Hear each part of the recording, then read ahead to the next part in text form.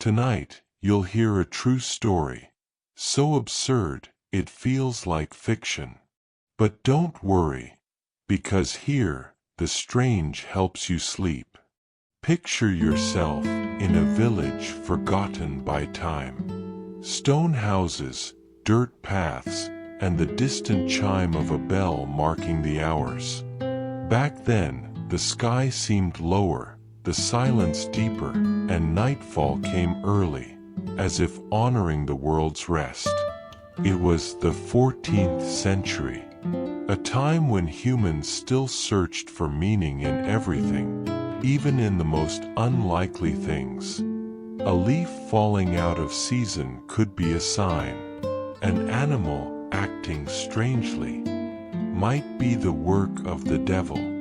Life in the villages was simple, yet deeply entangled with beliefs, rituals, and fears.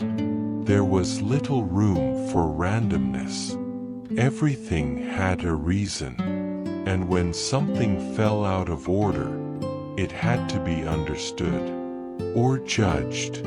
It is in this setting of simplicity, intense religiosity, and a justice system steeped in symbols that a peculiar story unfolds. A story that feels like it came from a strange dream, the kind where roles blur and faces shift places. Only, in this case, the dream was real, and the defendant was a cow. Yes, a cow. Not a metaphor, not a literary exaggeration. A real cow, with fur, a tail, dark eyes, and the calm gaze shared by most cows we've ever seen. Only, to the people of that village, she was more than just an animal. She was a murderer, and she would be judged as such. This is no joke. Not a tale told by a creative grandparent.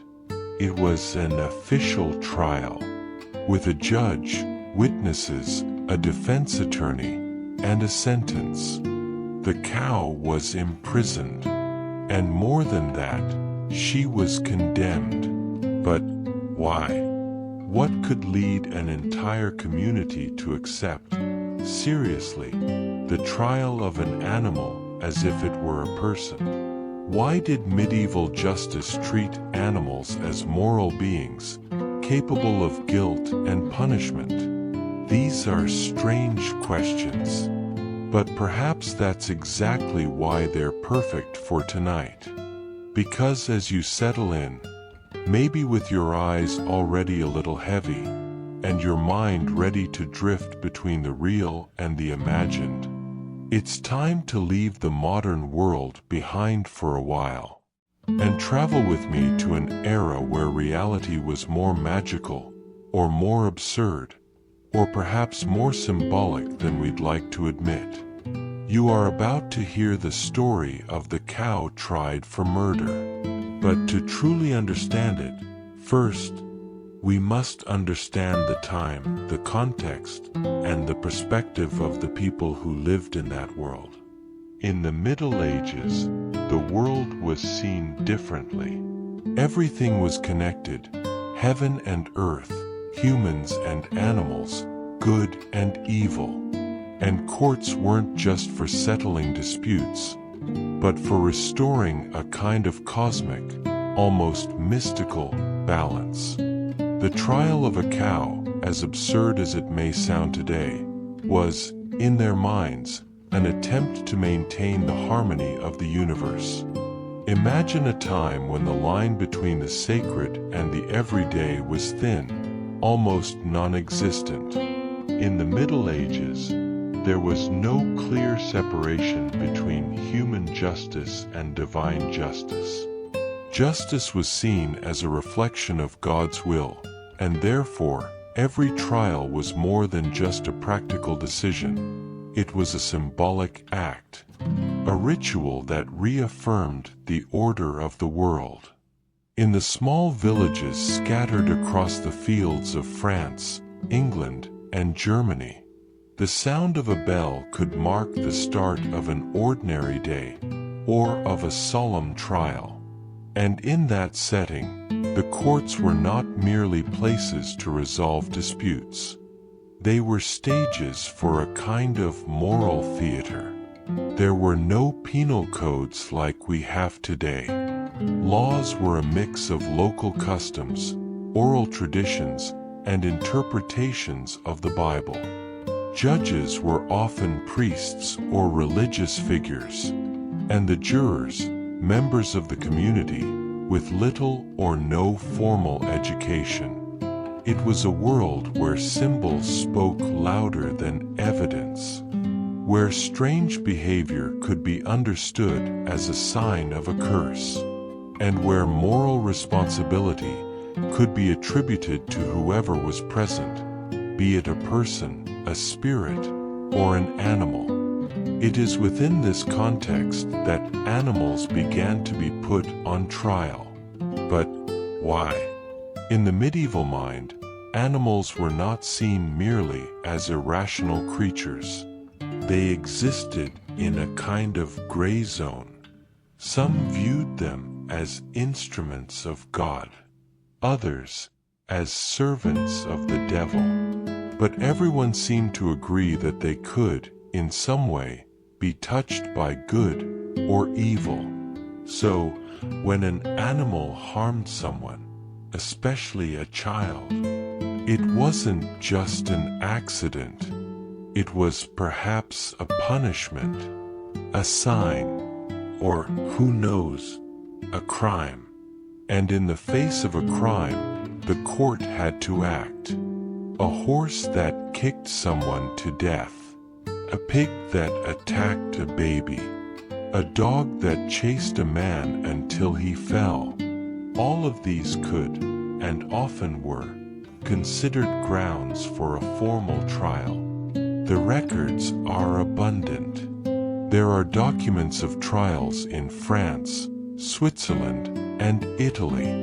Pigs were the most frequent defendants. But there are also cases involving bulls, goats, dogs, and even rats and locusts. Yes, even plagues were summoned to appear before the law.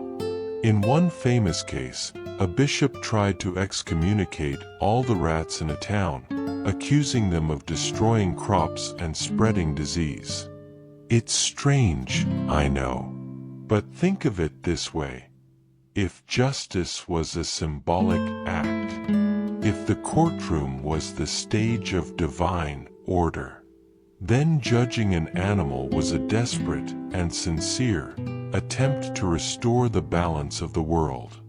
There was also a deep sense that evil needed to be named, to be recognized, identified, brought into the light. Even if that evil had 4 legs and calmly chewed cud before the judge. And there was something practical behind it as well. Justice needed to show the community that disorder would not be tolerated, even when it came from nature itself. Executing a pig that killed a child might seem barbaric, but to that village, it was a warning, a signal that not even animals stood above morality. It's curious, and at the same time sad, to think about. Today, we know that animals act on instinct. But back then, instinct wasn't an excuse. At best, it was a suspicion. The suspicion that something else was acting through the creature. In this way, the court became a mirror of the collective soul. There, reflected, were the fears, the guilt, the internal judgments each person carried. And by punishing an animal, perhaps they were also punishing the darker parts of themselves. This legal universe may seem grotesque, comical, absurd, but it reveals a troubled humanity trying to make sense of its own existence, and to control it, even if through the condemnation of an innocent creature. Think about the weight of that. sitting on a wooden bench, looking up at a judge in heavy robes. And there, beside you, a cow tied by ropes, surrounded by soldiers. The people watching closely, the witnesses silent, and justice carried out with the utmost seriousness. That was the setting, that was the logic, and it was in that world that the story of the cow judged for murder would unfold. But before we get to the details of the case, it's important to remember, to them, none of this was funny. It was real and profoundly necessary. Tomorrow, it might be the turn of another animal, or a person, or perhaps of luck itself. In our time, we tend to look at animals with a certain tenderness.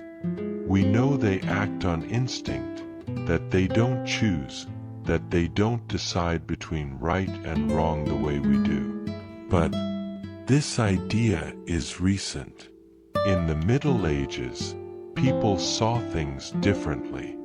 Back then, the world wasn't divided into rational and irrational.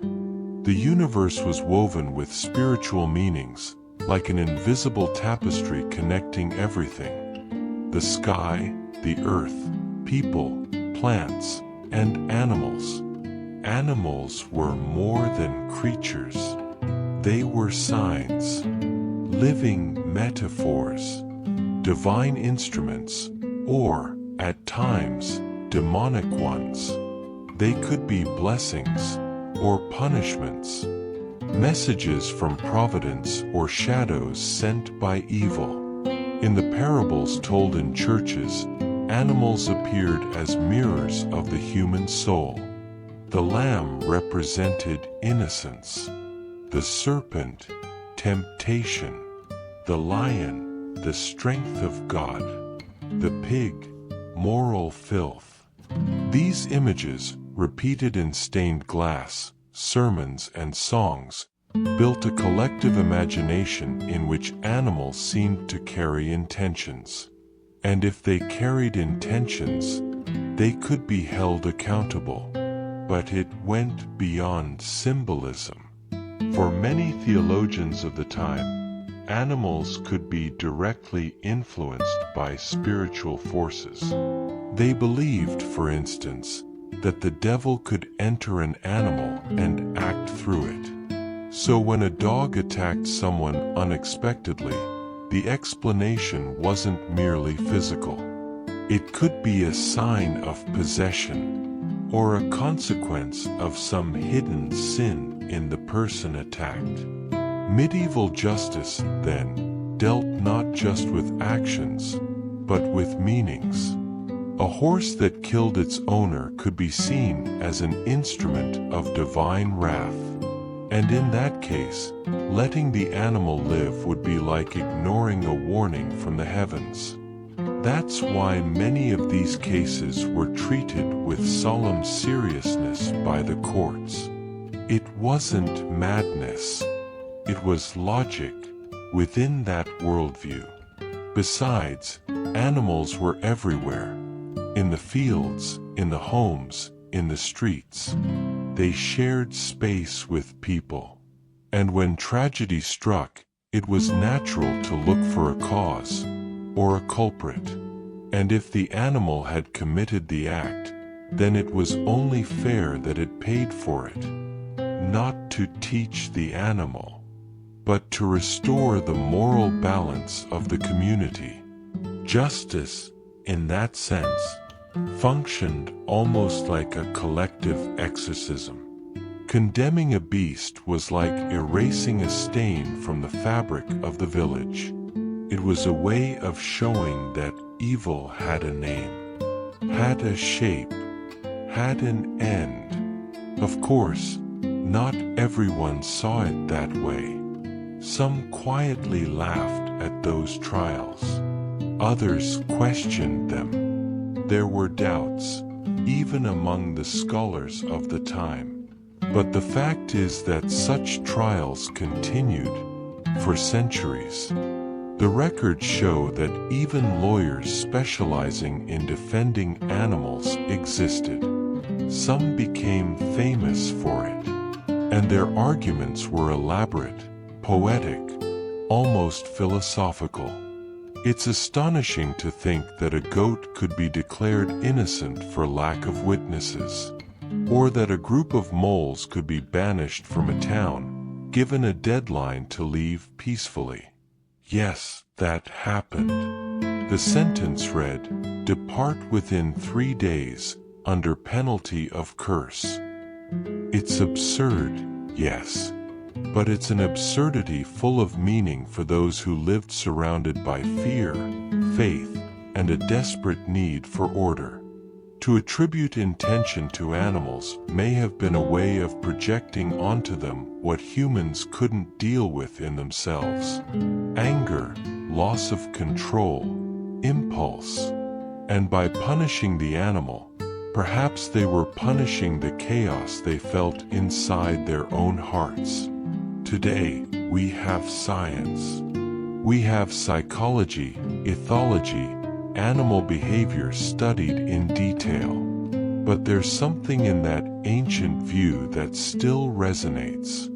Because even today, when a dog bites a child, when a horse panics and causes injury, we don't just feel fear. We feel that something must be resolved. Even if, rationally, we know there's no blame involved. That idea of animal guilt may never have vanished completely. It just changed its form. It left the courts and entered the headlines, the debates, the judgmental looks. But back then, it wore robes, spoke Latin, and was recorded with quills and ink on parchment. Those records have survived. And thanks to them, we know what's coming next. Because soon, a cow will be put on trial. And the arguments against her, and in her defense, are still preserved in those ancient words. If you close your eyes now and try to imagine a medieval courtroom, perhaps you'll see a simple room, built of cold stone, with narrow windows through which timid daylight seeps in. Inside, a judge, perhaps a monk, wears a solemn expression. Beside him, scribes with quills in hand and rolls of parchment resting in their laps. Silent townsfolk make up what we would now call a jury. But the most unexpected part is still to come. Because at the center of the room, standing, or perhaps tied with ropes, is the defendant. And the defendant, in this case, is a pig. Yes, a pig. Or an ox. Or a goat, a dog, a horse. Or even an entire group of rats. These scenes, surreal as they may sound to us, were very real, and not at all rare. Between the 13th and 18th centuries, Europe recorded dozens, perhaps hundreds, of animal trials. With formal proceedings, specific charges, witnesses, legal defense, and sometimes, the death penalty. One of the most documented cases occurred in 1457, in a French village called Savigny. There, a pig was brought to trial after being accused of killing a child. The court confirmed its guilt and sentenced it to public execution. But the most peculiar detail was this. A few days later, the pig's offspring were also brought before the court, charged with complicity. After hearing conflicting testimonies on whether the piglets had participated in the attack, the court acquitted them. The mother pig, however, was hanged in the town square. Another record comes from Switzerland in the 16th century. There, a group of insects, caterpillars to be exact, were accused of destroying crops. The local church filed a legal suit against the animals. And, believe it or not, a lawyer was appointed to represent them. The defense argued that the caterpillars were also God's creatures and had a right to food. The judge, in a gesture of balance, proposed a compromise. The caterpillars were to vacate a certain area by a given date. If they complied, they would be spared. If not, they would be excommunicated. It remains unclear whether they obeyed the order. And then there's the case of the moles, also in Switzerland. They were summoned to appear before the court for damaging crops. When they predictably failed to attend, they were tried in absentia. The ruling was curious. They were to leave the area within 3 days.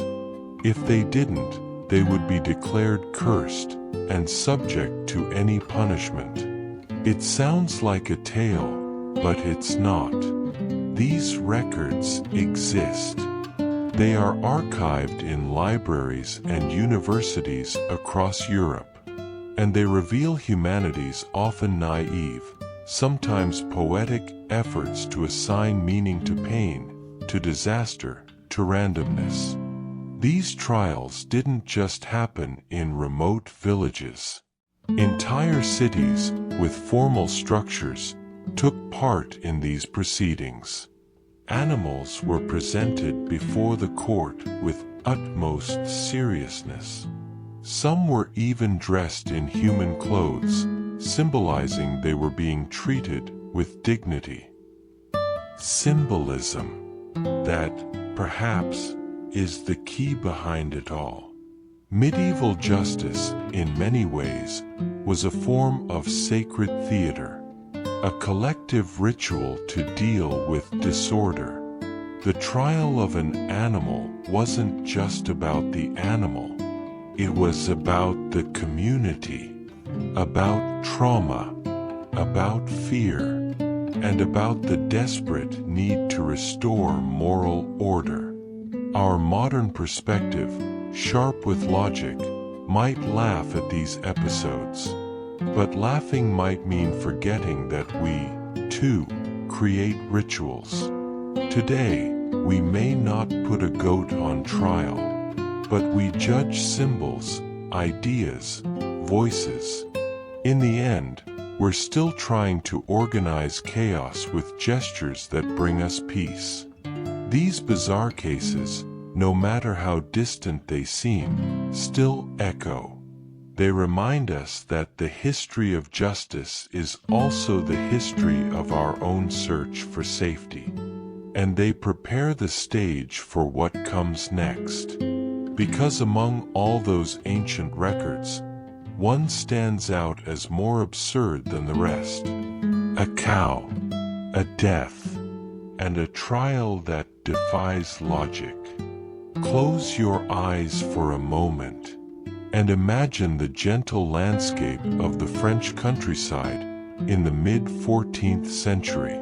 There are no cars, no electric lights, only the soft sound of wind passing through the leaves of the trees, the occasional jingle of animal bells, and, in the distance, the monotonous chant of a priest conducting Mass in Latin. It is the year 1386, and we are in the village of Savigny-les-Bains, a small agricultural community in the Burgundy region. There, time seems to move more slowly. The days are marked by sunrise and the darkening of the sky. Families live in wooden and stone houses, surrounded by gardens and chicken coops. In the fields, cows graze in silence. Some are considered almost family members. They serve the work, the food, the rhythm of the land. But on one of those days, something happens. something that breaks the village's quiet. A death, a tragedy, a moment that becomes story. That morning, a small child, just over 2 years old, was playing near the house. The mother, busy with daily chores, was washing clothes near a well. And there, close by, a cow grazed. No one knows exactly what occurred, but according to contemporary accounts, the cow suddenly became agitated. It lunged toward the child, and with an abrupt movement, fatally injured him. The village fell silent. The child's body was gathered amid weeping, and the mother, overwhelmed by despair, cried out, not only for her son, but for justice. At that time, the idea of an accident was hard to grasp. There was always intention behind things. If something happened, it was because something caused it. And in this case, the cause was clear. A cow, an animal that had taken the life of a child. Soon, the news spread, and with it, the need for action. Local justice was summoned, and without delay, the decision was made. The cow was to be detained. Yes, detained. It was captured, bound, and taken to the village prison. The same cell where, days before, a man accused of theft had been held. Now, a cow occupied that space, formally accused of murder. The villagers looked at the animal with a mix of astonishment and apprehension. Some murmured that it was merely an instinctive reaction. Others saw a sign of evil. Some said the devil had taken over the cow's body. Others simply lowered their heads in silence. The decision to bring it to trial was almost automatic. Because, as we've seen, in the Middle Ages, evil was not ignored, even when it had 4 legs and ruminated. The church, the local judge, the representatives of the law, all prepared. And the village of Savigny, which until then had only harvested wheat and tended goats, now became the stage for one of the most unusual trials in history. The cow, once a simple creature of the field, was now a defendant, and would be judged as if she were human. Meanwhile, the child's body was watched over with candles and chants. The mother, exhausted by grief, asked only that the evil not go unpunished. And in those times, punishing evil was a way to protect the living. The trial was scheduled for the coming days, and the village, previously asleep in repetitive routines, awakened in expectation, as if something greater were about to occur. The cow did not know, did not understand. She ate the hay thrown on the stone cell floor, swishing her tail, as she always had.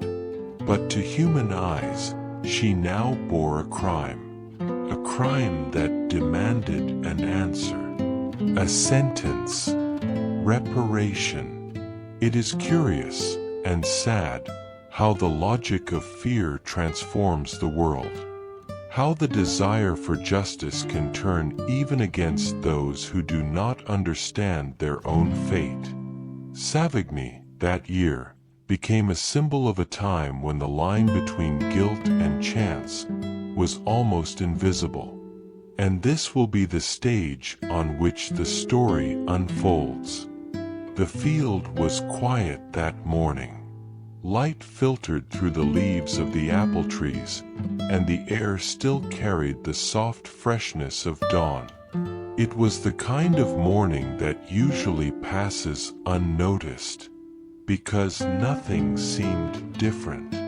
Nothing signaled that In the coming hours, the village would plunge into the deepest astonishment. The house where it all happened stood on the edge of Savigny, away from the main cluster. A small stone cottage, with a thatched roof and a makeshift pen where chickens pecked about, distracted.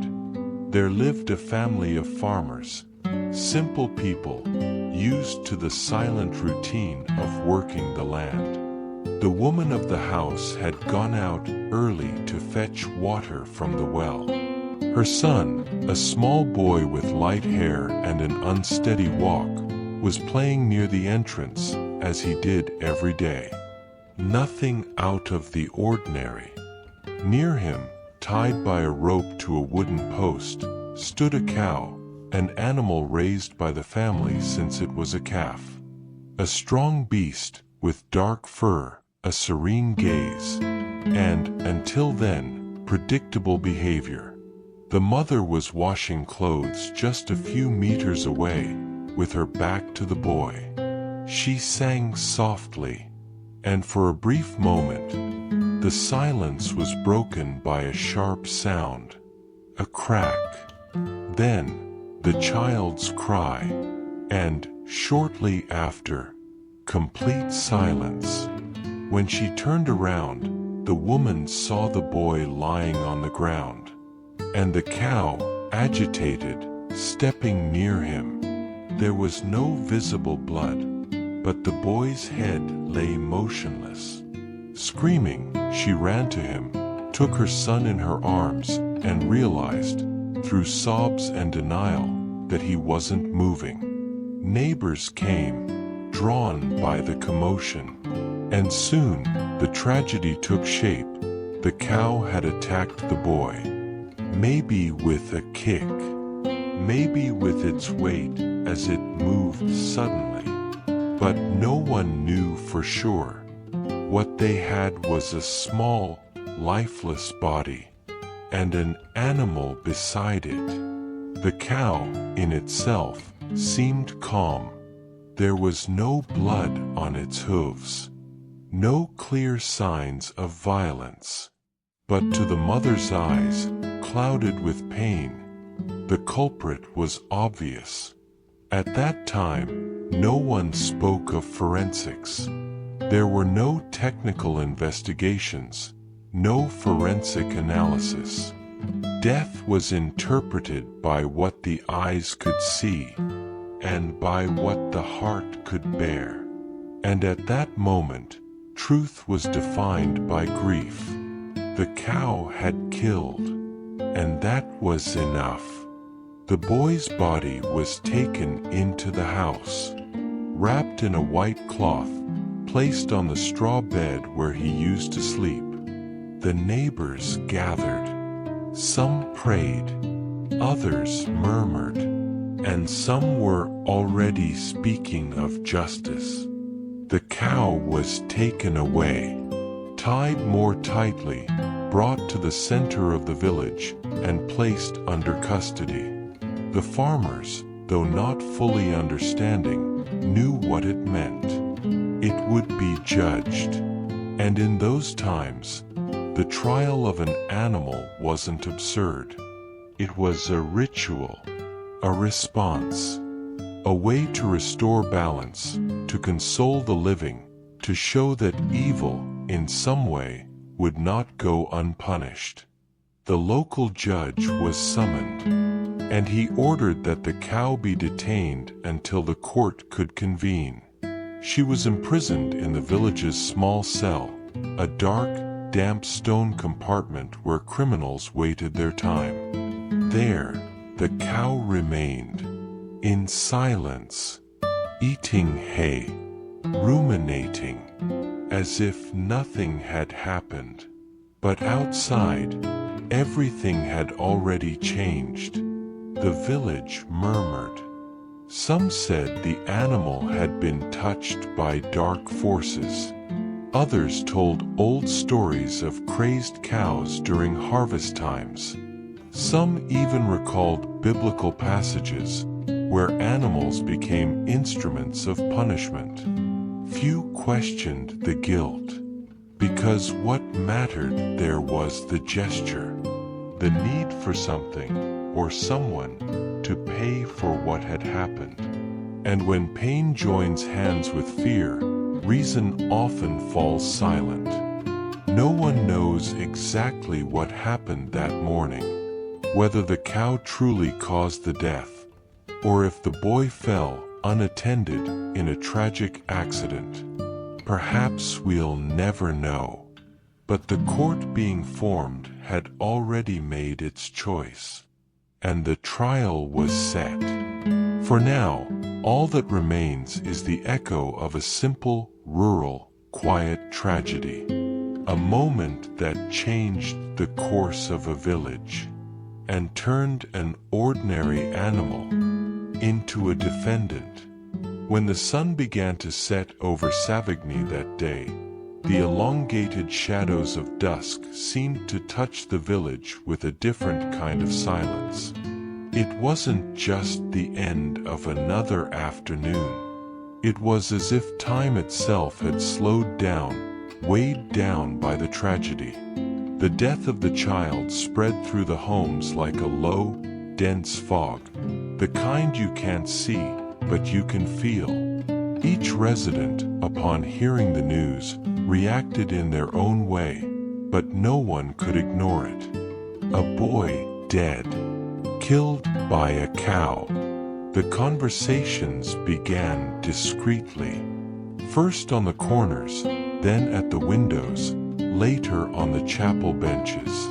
In hushed tones, questions circulated. How did it happen? Had it ever shown signs of aggression? Could it have been possessed? The people, usually so focused on their own affairs, now seemed drawn together by a shared unease. Something had slipped beyond the natural order of things. And when order breaks, eyes search for any sign of explanation, even if it comes from the twisted branches of superstition. The elders said they had never seen anything like it. Others spoke quietly of stories from older times: maddened oxen, goats that killed newborns, dogs that seemed to foresee misfortune. But those always belonged to the realm of legend. Now, it was real. Here, before everyone's eyes. The cow had been taken to the prison in the center of the village. The cell, barely large enough for a man, now housed that large body, with opaque eyes and calm breathing. And there was something unsettling about that calm, as if the animal didn't know, or didn't care, about what was about to happen. The local judge, a middle-aged man known for his fervent faith, was summoned immediately. He sat with the parish representatives and a few influential community members to deliberate. They weren't just discussing what had happened, but how to deal with it. First and foremost, they needed to understand, to investigate, even if, deep down, they already knew which way the story would go. The boy's mother was heard. Through sobs, she told what she had seen, and she confirmed the cow attacked, without reason, with unusual fury. Other villagers were called to give their testimonies. They said the animal was strong, that it had once lunged at a dog. Nothing serious back then. But now, it all seemed like a warning sign. Curiously, no one thought to examine the child's body thoroughly. There was no doctor, and even if there were, they wouldn't have known what to look for. The grief was enough. Grief spoke louder than any science. And so the investigation followed the well-worn path, that of faith, tradition, and common sense. The priest, a respected figure, stated that such behavior could indicate a demonic influence. He reminded them that in certain passages of the Bible, animals had served the devil as instruments of punishment. And with that, any lingering doubt vanished. The cow would stand trial. In the days that followed, the village seemed to revolve around that fact. The prison was watched day and night. The field where the cow once grazed stood empty, now carrying a shadowy air. Children were forbidden from going near it, and the adults watched in silence. The image of the animal began to transform. It was no longer just a cow. It was a symbol, a reminder that even the most ordinary creature could suddenly break from normality and bring tragedy. And so, how should one respond? The answer was simple, though terrible. Judge it, condemn it, restore order through an act of justice. Because justice, even when uncertain, offers comfort. And that is the point where grief turns into preparation. The men began organizing the trial. They summoned scribes. They appointed a defender for the animal, yes, a lawyer, and set the trial date for the coming days. The village, once ruled by the rhythm of seasons and fieldwork, now awaited an event as if it were a spectacle, not out of cruelty, but because, deep down, everyone wanted to understand what had happened, and they felt, in a confused way, that the mother's pain needed a response. The cow remained in its cell, impassive, chewing, staring into nothing, unaware of human language, human sins, human institutions. But to the outside world, it now bore a heavy weight, that of having brought death. And in the heart of Savigny, that could not go unanswered. The morning after the tragedy arrived shrouded in a thin mist. It was as if the sky, too, felt the weight of what had happened. In the fields, the usual sounds seemed muffled. Even the roosters, which usually crowed insistently, now sounded more distant, more timid. And amid that restrained silence, something unusual was about to happen. In the village, the men gathered early. Some came on foot, others riding mules. They spoke little, carried ropes, staffs, and expressions of uncertainty. The judge had ordered that the cow be formally taken to prison, like any human defendant. But to everyone, this felt strange. Not because they thought the animal was innocent, but because no one had ever arrested a cow as if it were a criminal. It was still in the makeshift pen where it had been left the day before, after the alleged attack. Quiet, grazing among dry haystacks, as if the world around it hadn't changed.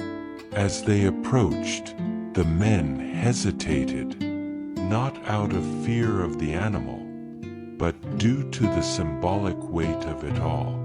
To tie up, arrest, and lead a cow through the entire village as if it were guilty of a crime, that was a powerful act. And everyone knew it, even if no one could explain why. They were careful. One of them slowly approached with a thick rope in hand. Another held a short stick, used to guide oxen. The cow raised its eyes, chewing slowly. It didn't run. It didn't resist. It was as if it accepted what was coming.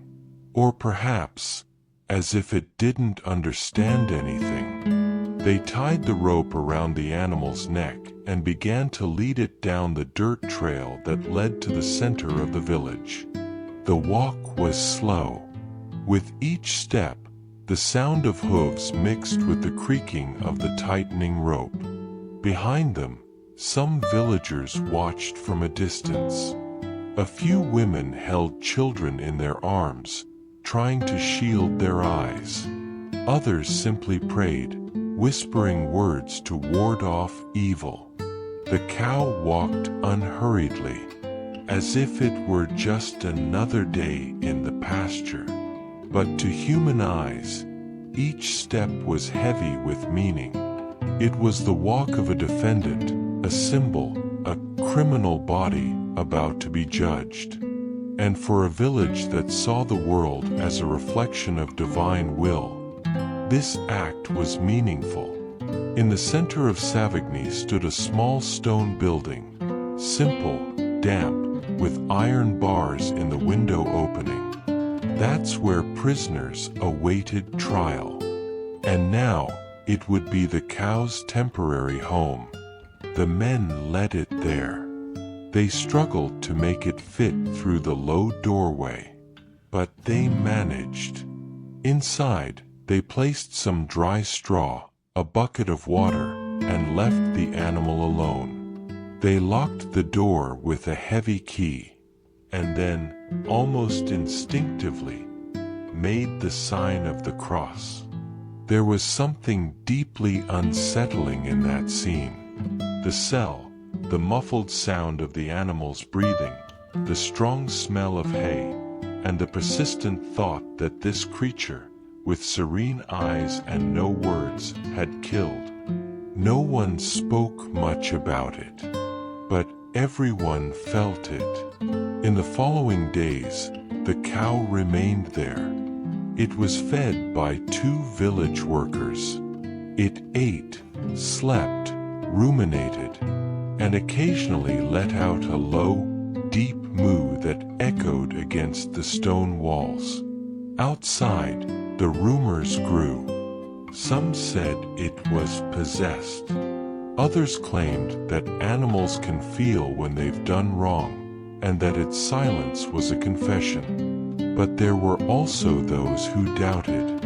Was it really her? Some more cautious voices asked, what if the boy fell on his own? But those voices were whispered. The family's grief was too great, and the village, hungry for order, needed a culprit. The cow's imprisonment, in that context, was comforting. It gave the feeling that justice was in motion, that evil, even when coming from an animal, could be identified, captured, and punished. At night, few dared pass near the cell. They said it was dangerous, that the boy's spirit might still linger there, or that the demon still inhabited the cow's body. And so, amid ancient fears and deep beliefs, time continued its course. The trial was approaching, and the cow, motionless, silent, was becoming less and less an animal, and more a symbol. It was no longer just a creature from the field. Now it was a vessel of guilt, fear, and mystery. And soon, everyone would gather to decide its fate. On the morning scheduled for the trial, the village of Savigny woke up earlier than usual. There was something in the air, a mixture of curiosity, solemnity, and apprehension. People didn't know exactly what to expect, but they felt they were about to witness something unusual. The space chosen for the hearing was the village assembly hall, a simple stone building with exposed beam ceilings and tall windows, through which light entered in slanted beams.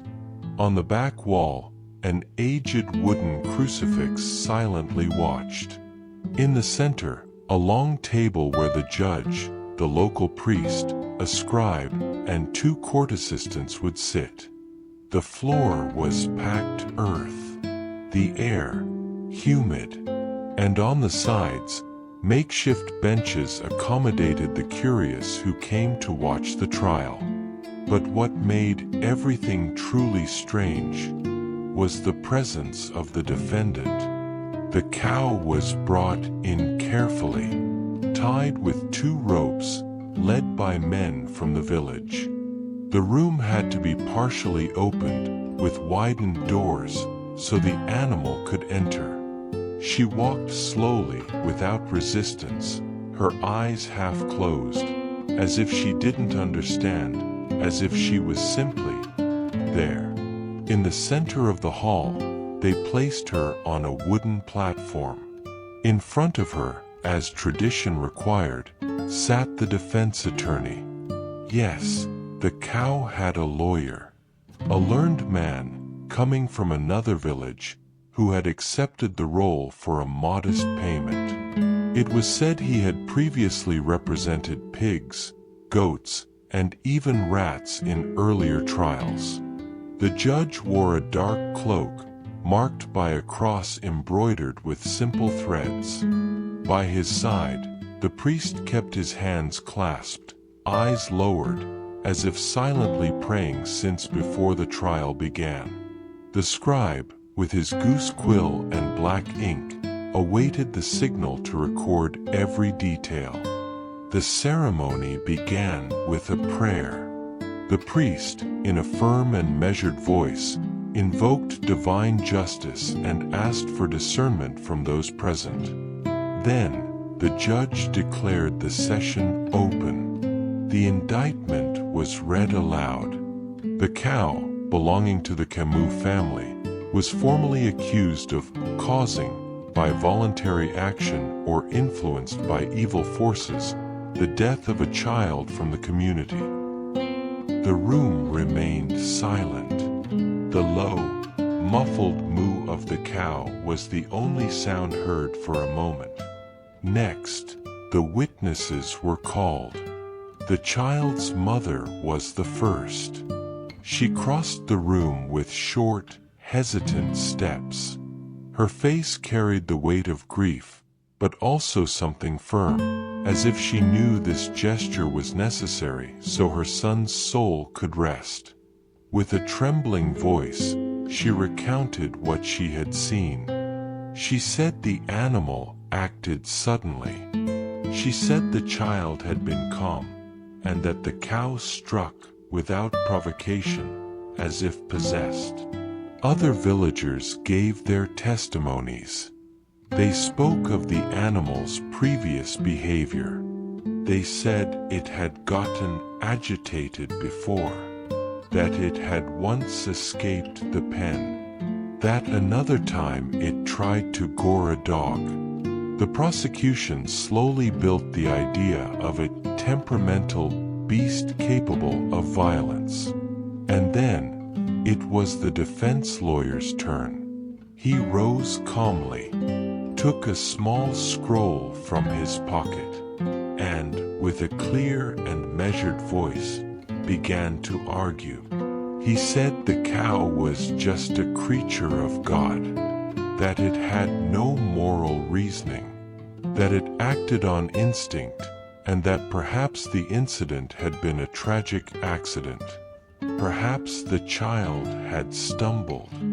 Perhaps the animal was startled. He quoted biblical passages calling for compassion for all creatures, and reminded that, in other times, justice knew how to distinguish between error and accident. He pleaded for mercy and silence. The room remained still. The judge withdrew with his assistants to deliberate. They were absent for about an hour. During this time, the cow stayed where she was, motionless, breathing slowly, as if none of it concerned her. The wait in the hall was long and silent. Everyone stayed there, watching the shadows lengthen along the stone walls, while the judge and his assistants deliberated in secret. The cow remained motionless on the platform, indifferent to the tension that filled the air. Finally, the judge returned. With a firm but restrained voice, he announced the sentence everyone expected, or feared. The cow would be found guilty of the child's death. The punishment would be a public execution, an act that, at that time, served a dual purpose: to punish the accused and to restore order in the community. A murmur swept through the room like a cold breeze. Some covered their faces with their hands. Others looked down at the floor. Few dared to challenge it. That was how justice worked. In the days that followed, preparations began. The village organized the execution site, a central square, under a large ancient tree that seemed to have witnessed the village's stories for centuries. There, before everyone, the final act would take place. The cow was taken from the prison to the square, again tied up and led slowly. The villagers gathered, mixing sadness with curiosity. Some children were kept away, protected by their parents. Before the execution, the priest led a prayer, asking that the child's soul rest and that justice be done. The atmosphere was heavy, charged with a mixture of faith, fear, and respectful silence. The cow, oblivious to everything, remained calm. There was no resistance. That creature, which never understood what was being attributed to it, accepted its fate with a serenity only animals seem to possess. The executioner, a reserved man, carried out the sentence. The cow was hanged in public, an act that today sounds brutal and incomprehensible, but at the time symbolized the restoration of order, a gesture meant to soothe the community. When the body fell, a deep silence fell over the crowd. No one celebrated. There was sorrow. It was as if the death of the child and the cow were two sides of the same pain. Afterwards, the square slowly emptied. Eyes turned away, voices lowered, and the village returned to its usual rhythm, though forever marked by that episode.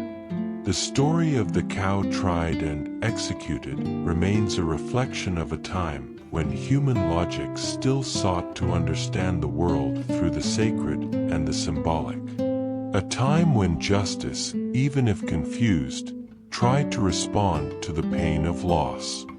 After the execution of the cow, the village of Savigny fell into a silence that seemed deeper than usual. Routines slowly resumed their pace, but the shadow of that episode lingered, gentle yet persistent. The following days were marked by quiet reflections and murmurs. Many villagers, especially the elders, began to question the weight of the justice they had imposed. If the cow did not understand what it did, how could it be guilty? But at the same time, they understood it was the way they knew to cope with pain, a way to restore balance in a world that sometimes seemed too chaotic. The child's mother continued living there, within the same walls, carrying with her an immense longing, a deep silence. In moments of solitude, she wondered if justice had truly been served, not just by the sentence, but by life itself. And whether, in some way, that story was not just about guilt, but about the human need to understand the incomprehensible. For the village, the story of the cow on trial became a whispered tale, a warning for future generations. It was a memory meant to remind that sometimes the world appears strange, and the human response can be as mysterious as fate itself. But perhaps the greatest lesson of this story is not in medieval justice, nor in fear or pain. It lies in the silence left after the storm. in the space that remains for reflection, in the invitation to think about how we judge the other, whether human or animal. Today, as we hear this narrative, we can ask ourselves, how many times do we project guilt where there is accident? How often do we seek quick answers for deep pain? And, above all, how can we find compassion amid confusion? As we reflect on the case of the cow from Savigny, it is interesting to realize that this was not an isolated episode in medieval history. At that time, the line between the human and animal worlds was seen differently than it is today. What sounds strange to us was, for them, part of the natural order of things. Animals were often tried in courts, almost as if they could understand the concepts of guilt and justice. There were pigs accused of injuring people, dogs tried for attacks, and even insects and rats brought before symbolic courts. It was a way to cope with pain, fear, and the incomprehension that accompanied accidents and tragedies. One of the most famous cases involved a pig in 14th century France, accused of killing a child. That pig was imprisoned, tried, and sentenced to death, just like our cow. Justice thus sought to give a voice to those who suffered, even if the accused could not speak. These trials of animals reflect an era when belief in supernatural forces was very strong. It was thought that animals could be possessed by demons or act as instruments of evil. Therefore, punishing the animal was also a way to ward off these forces from the community. Moreover, there was the idea that suffering needed a cause. Nothing happened by chance. If a child died, it was necessary to find who was responsible. And, in the absence of a guilty human, the animal was chosen. Today, these stories may seem bizarre to us, almost comical. But it is important to remember that they express how humanity tried to understand the world and maintain order in difficult and uncertain times.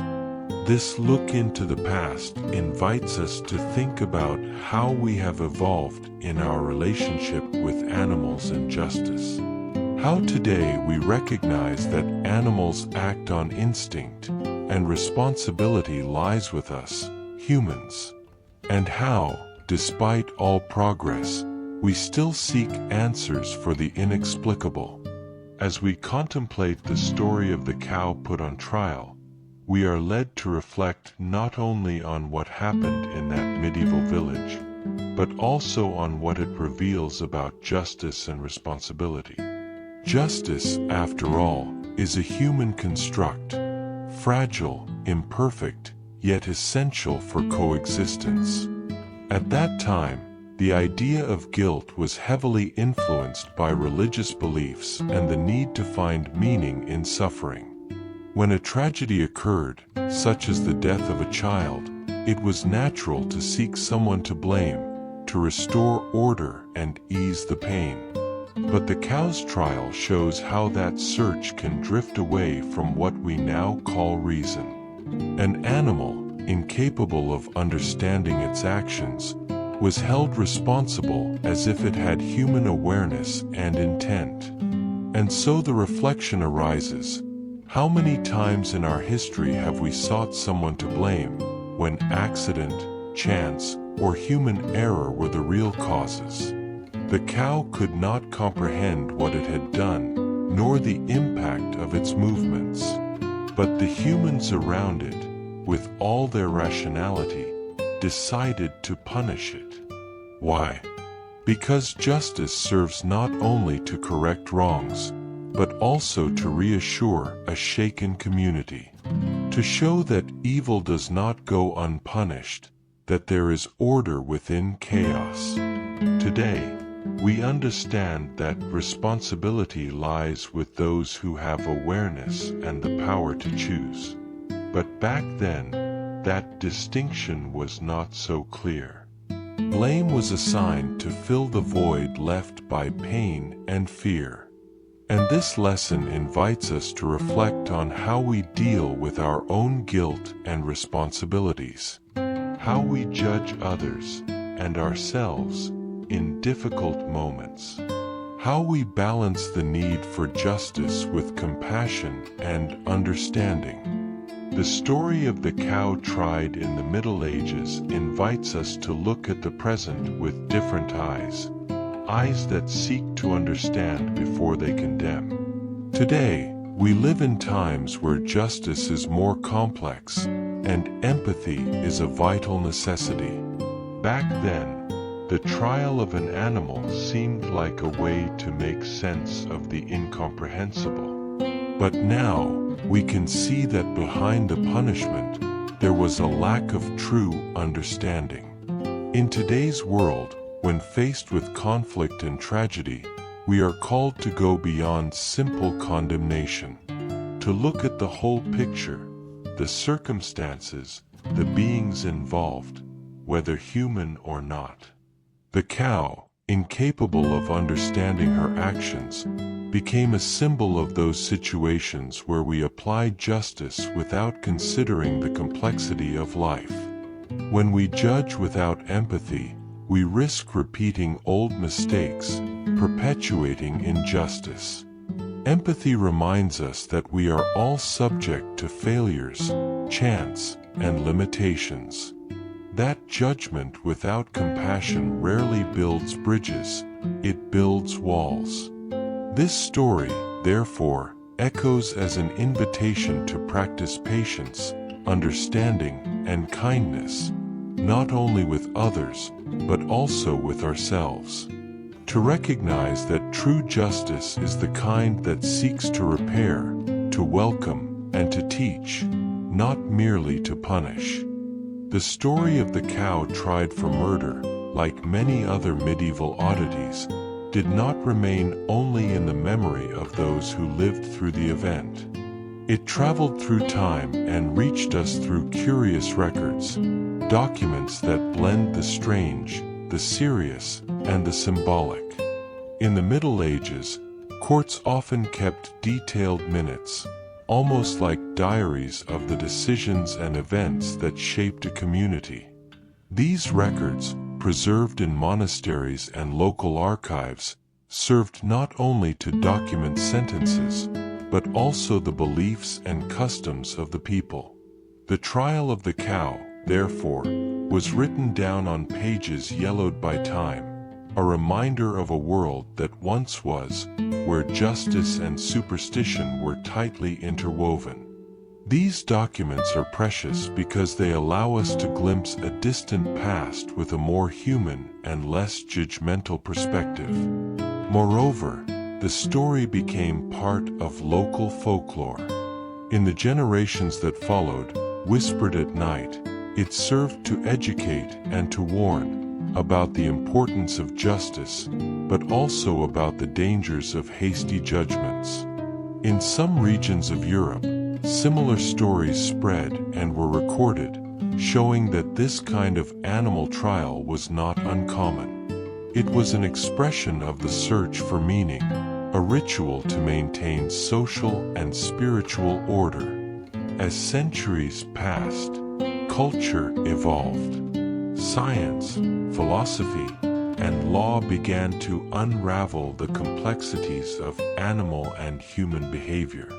The cow that once stood trial became a symbol, a quiet reminder of the human tendency to turn the unusual into narrative.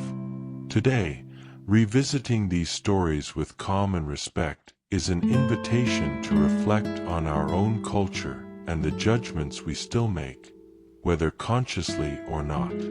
It's a reminder that even when reason seems clear, the human being still carries doubts, fears, and temptations. At the heart of the story of the cow put on trial, beyond the animal and the tragedy, are the people who brought this process to life.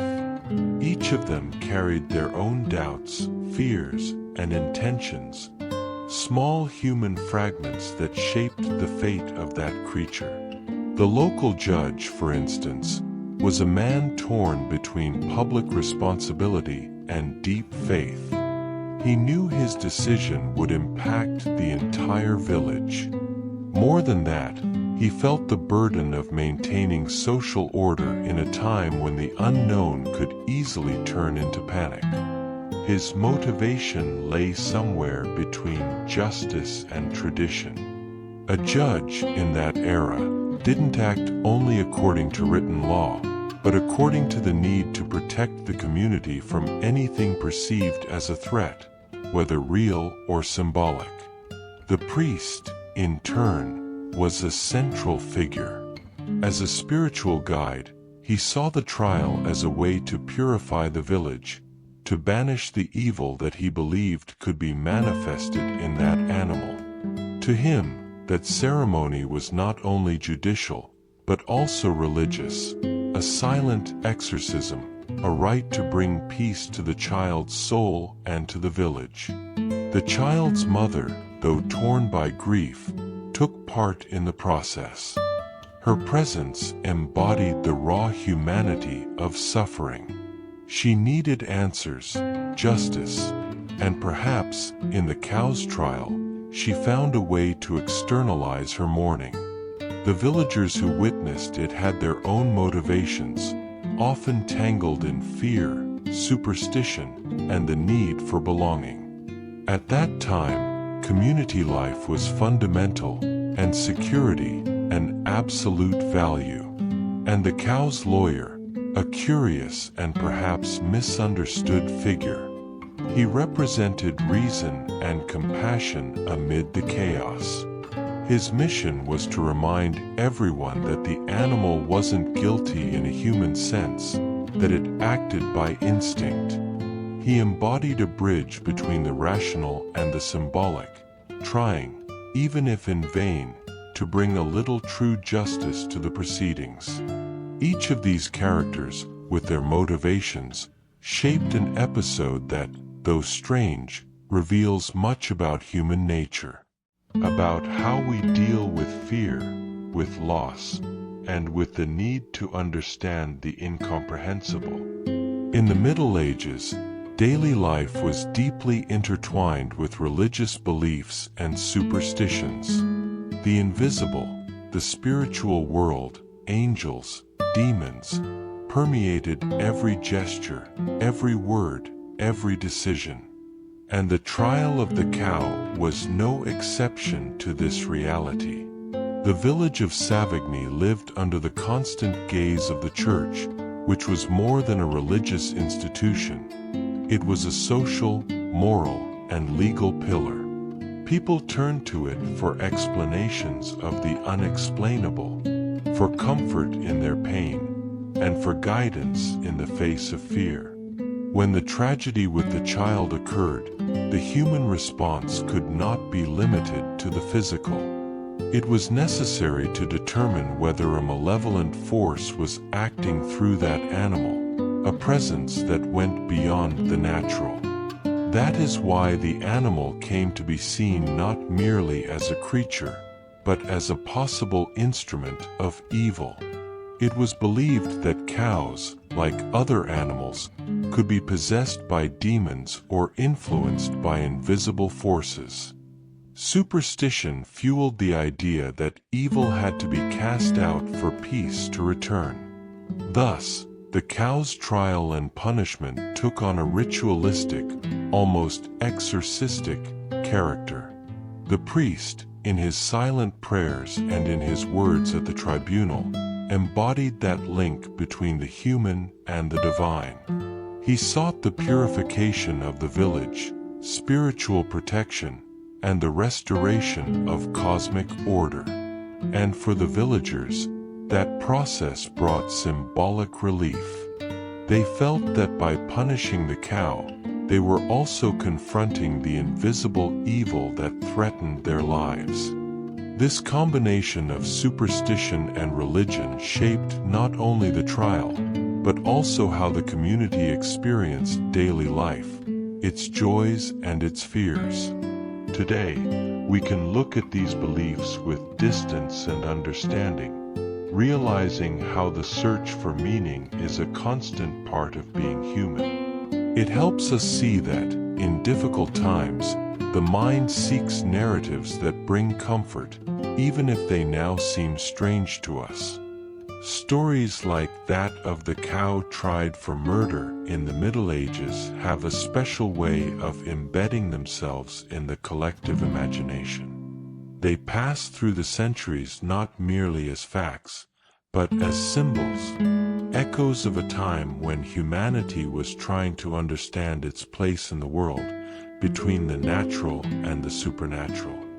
In popular culture, these episodes are remembered as legends, as tales told around a fire, where the real and the absurd blend gently together.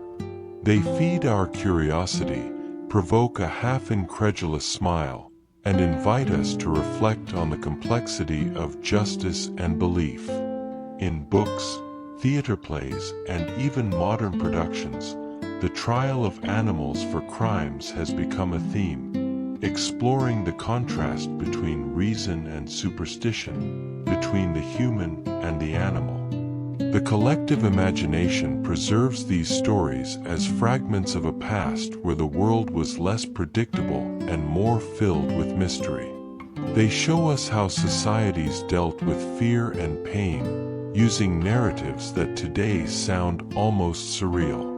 But they also challenge us to look inward, to the prejudices and certainties we still carry. How do justice, faith, and fear continue to shape our decisions? What judgments do we make, consciously or not, about what we do not fully understand? Time, with its silent march, takes almost everything, but some stories remain. The cow of Savigny, an ordinary creature with calm eyes and slow steps, crossed the centuries not because of her strength or importance, but because she was placed, involuntarily, at the center of a trial that seems absurd, and for that very reason, was never forgotten. Today, no images of the cow remain. No drawing, no painting. We don't know her exact color, nor whether she had markings on her back. We only know that she lived, that she was accused, judged, and condemned. What survives is the record. A brief, handwritten document, likely in dark ink on yellowed parchment, stored in some regional archive, among other accounts of sentences, marriages, debts, and land contracts. And more than that, what remains is the echo of perplexity, of curiosity, and of the question that still hangs in the air, even centuries later. How could something like this happen? This echo lodged itself in popular memory, and is whispered in curious articles, regional tales, and forgotten pages of old books. From time to time, someone rediscovers this story, and like you, now, pauses, listens, and feels something stir within. It's not anger, nor laughter. It is perhaps a kind of quiet tenderness, a respect for the deeper layers of humanity, trying, in its own way, to deal with loss and the mystery of life. The memory of the judged cow reminds us that not everything that remains deserves glorification, but even the absurd, when recorded, can teach. It can provoke silence, and perhaps help someone sleep a little better. Because there's something comforting in knowing that the world has already been as strange as our most bizarre dreams, and that even the simplest of beings, a cow, grazing in a forgotten field, can become a mirror for our own restlessness. Maybe, deep down, that's why this story never fully disappeared. Because it speaks of us, even without saying a single word. We've come to the end of a story that perhaps never had a beginning or an end. A story so absurd, it could only be real. The cow from Savigny, silent and innocent, crossed the courtroom, the centuries, and now, your thoughts. She didn't know what she was doing. She didn't understand what was being said. And yet, she was judged, sentenced, punished. Why? Perhaps because we, humans, are afraid of the void, of randomness, of the unexplainable, and we need to create narratives to soothe the heart. In that forgotten village, the cow's trial was not just an act of justice, but a ritual of restoration, a symbolic gesture, a collective outcry in the face of death. But what remains, far beyond the sentence, is the silence that followed. The image of that still creature, in the center of a stone room, surrounded by human eyes, eyes that searched, more than for justice, for meaning. This story reaches us today not because it was grand, but because it was small, intimate, almost invisible, and for that very reason, so deeply human. If you've made it this far, if you followed this narrative with a calm heart, with your eyes nearly closed, with your mind floating between the real and the strange, then maybe you already understand why we're telling this. And if stories like this help you slow down, to think differently, or simply to sleep better, leave a like. It's not just about numbers or statistics. It shows us there's someone out there, someone who values this kind of silence. And subscribe to the channel, because in this quiet space, the stories that almost disappeared come alive again, and with them comes rest, a pause, and the invitation to dream of the improbable. Here, memory doesn't need to be loud, it just needs to be true and gentle. Now, take a deep breath, disconnect from the world for a moment, and simply listen. Close your eyes. Let this real absurdity fade away. The cow tried for murder. Into the mist of your dreams. Good night.